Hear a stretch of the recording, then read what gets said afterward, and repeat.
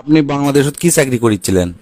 আমি একজন MBBS doctor. বাংলাদেশে আমি একটা প্রাইভেট হাসপাতালত চাকরি করিচ্ছিল। কি আপনি ডাক্তারি বাদ দিয়ে আমেরিকা যাচ্ছেন আমার এই ফার্মেসির দোকানে সেলসম্যান হিসেবে চাকরি করার জন্য?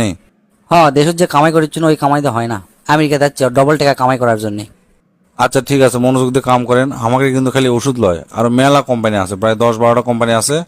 আপনি এই 10-12টার মধ্যে যে কোনো প্রোডাক্ট বেচতে পারেন, কোনো সমস্যা নাই। আপনি সেটা নিয়ে চিন্তা করা লাগবে না স্যার, আমি সেই মনোযোগ দিয়ে কাম করবো। এখন সকাল 9টা বাজে, এখন থেকে কাম শুরু করে দেন। সন্ধ্যার সময় আমি আসবো, আসে আপনি ক্যাঙ্কা কি বেচলেন আমি রিপোর্ট নেবো, ঠিক আছে? কি খবর রহিম সাহেব, কয়জনের কাছে মাল বেচছেন? স্যার একজনের কাছে।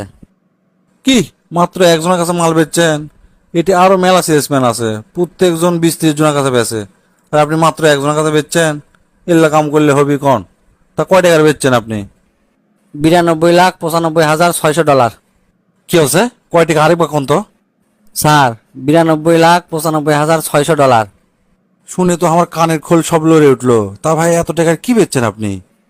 প্রথমে ওই কাস্টমার কাছে আমি ছোট একটা বড়শি বেচছি মাছ ধরার, তারপর কোনো কি একটা বড় আর একটা মাঝারি দুটা বেচছি, তারপর বড় ফিশিং রড আর কয়টা ওই গিয়ার গিয়ার আছে না মাছ ধরার, ওই গিয়ার বেচছি। তারপর আমি তাকে জিজ্ঞেস করলো আপনি কুটি মাছ ধরবেন? তুমি করছে যে সমুদ্রের কাছাকাছি, সমুদ্রের তীরত আমি মাছ ধরবো। তখন আমি কোনো আপনি তো তাহলে একটা নৌকা দরকার, তাহলে আমাকে নৌকা ফ্যাক্টরিতে নিয়ে গেছি, নিয়ে যা ওর কাছে একটা নৌকা বেচছি। তারপর আমি কোনো এই যে আপনি নৌকাটা কিনলেন, এই নৌকা আপনি বাড়ি নিয়ে যাবেন ক্যাঙ্গা করে, নিয়ে আসবেন ক্যাঙ্গা করে। আপনি তো এই নৌকা নিয়ে যাওয়ার জন্য, নিয়ে আসার জন্য একটা ট্রাক কেনা লাগবে। তো এই লোক করছে হ্যাঁ তাই তো। তা আমাকে ট্রাক ফ্যাক্টরি নিয়ে গেছি, নিয়ে যাওয়ার কাছে একটা ট্রাক বেচছি। ট্রাক বেচার পরে আমি কোনো যে আপনি মাছ ধরতে হতে যদি রাত হয়ে যায় তাহলে থাকবেন কুটি, আপনি তো তাবু কিনা লাগবে। তো হচ্ছে হ্যাঁ তাই তো। তো আমাকে তাবু ফ্যাক্টরি নিয়ে যাওয়া তাবু বেচছি। তাবু বেচে মোট বিল হচ্ছে 92,95,600 ডলার। আপনার কথা শুনে তো আমি টাসকি লাগে কেন? একটা সামান্য একটা বড়শি কিনবার আসলে আপনি তাকে এত কিছু কিনালেন, এটা কেঙ্গা করে সম্ভব? না স্যার, আমি তো বসি কিনবার আসেনি, ওর খুব মাথা ব্যথা করছে, প্যারাসিটামল কিনবার আসছিল। আমি তাকে বুঝানো যে ঠান্ডা মাথায় বড়শিদের সমুদ্রত মাছ ধরলে আস্তে আস্তে মাথা ব্যথা ভালো হয়ে যায়, তারপরে এই কাহিনী। ভাই সত্যি করে কোন তো, আপনি কি সত্যি বাংলাদেশের ডাক্তার আসলেন না অন্য কাম করেছিলেন? এটা কেঙ্গা করে সম্ভব ভাই? এত টাকার মাল একদিনে বেঁচে ফেলে দিছেন।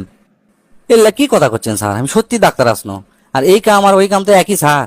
ওই প্রথমে আমার কাছে যখন একটা রুগী আসে, আমি মিথ্যা না আগে কথা কমার সাথে কথা কয়ে বসবো ওর টেকা ক্যাঙ্কা আছে। তারপরে কমপক্ষে আমি 6টা পরীক্ষা দেবো প্যাথোলজিক্যাল।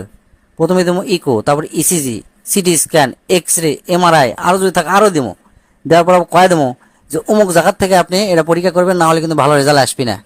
আর ওই যেটি পরীক্ষা করবে দেয় ওটি আমার পার্সেন্টেজ থাকে, বুঝছেন?